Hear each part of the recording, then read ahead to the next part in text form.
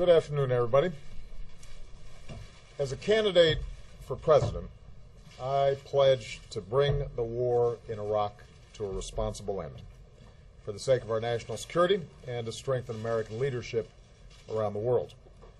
After taking office, I announced a new strategy that would end our combat mission in Iraq and remove all of our troops by the end of 2011. As Commander-in-Chief, ensuring the success of this strategy has been one of my highest national security priorities. Last year, I announced the end to our combat mission in Iraq, and to date we've removed more than 100,000 troops. Iraqis have taken full responsibility for their country's security. A few hours ago, I spoke with Iraqi Prime Minister Maliki. I reaffirmed that the United States keeps its commitments. He spoke of the determination of the Iraqi people to forge their own future. We are in full agreement about how to move forward. So, today, I can report that, as promised, the rest of our troops in Iraq will come home by the end of the year. After nearly 9 years, America's war in Iraq will be over. Over the next 2 months, our troops in Iraq, tens of thousands of them, will pack up their gear and board convoys for the journey home. The last American soldier will cross the border out of Iraq with their heads held high, proud of their success, and knowing that the American people stand united in our support for our troops. That is how America's military efforts in Iraq will end. But even as we mark this important milestone, we're also moving into a new phase in the relationship between the United States and Iraq. As of January 1st, and in keeping with our strategic framework agreement with Iraq, it will be a normal relationship between sovereign nations, an equal partnership based on mutual interests and mutual respect. In today's conversation, Prime Minister Maliki and I agreed that a meeting of the Higher Coordinating Committee of the Strategic Framework Agreement will convene in the coming weeks. And I invited the Prime Minister to come to the White House in December as we plan for all the important work that we have to do together. This will be a strong and enduring partnership. With our diplomats and civilian advisors in the lead, we'll help Iraqis strengthen institutions that are just, representative, and accountable. We'll build new ties of trade and of commerce, culture, and education that unleash the potential of the Iraqi people. We'll partner with an Iraq that contributes to regional security and peace, just as we insist that other nations respect Iraq's sovereignty. As I told Prime Minister Maliki, we will continue discussions on how we might help Iraq train and equip its forces, again, just as we offer training and assistance to countries around the world.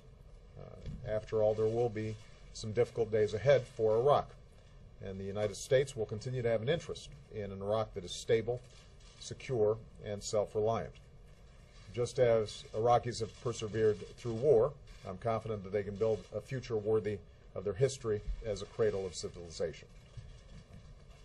Here at home, the coming months will be another season of homecomings. Across America, our servicemen and women will be reunited with their families. Today, I can say that our troops in Iraq will definitely be home for the holidays. This December will be a time to reflect on all that we've been through in this war. I'll join the American people in paying tribute to the more than 1 million Americans who have served in Iraq. We'll honor our many wounded warriors and the nearly 4,500 American patriots and their Iraqi and coalition partners who gave their lives to this effort. And finally, I would note that the end of war in Iraq reflects a larger transition. The tide of war is receding.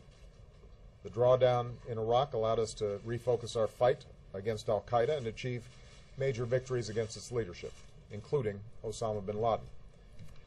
Now, even as we remove our last troops from Iraq, we're beginning to bring our troops home from Afghanistan, where we've begun a transition to Afghan security in leadership.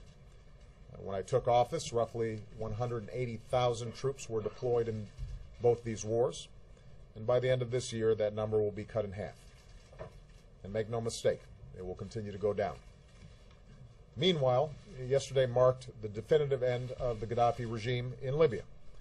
And there, too, our military played a critical role in shaping a situation on the ground in which the Libyan people can build their own future.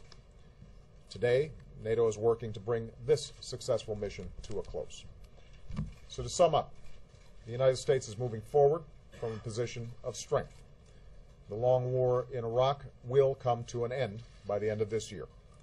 The transition in Afghanistan is moving forward, and our troops are finally coming home.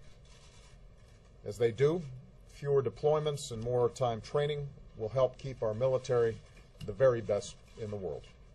And as we welcome home our newest veterans, we'll never stop working to give them and their families the care, the benefits, and the opportunities that they have earned.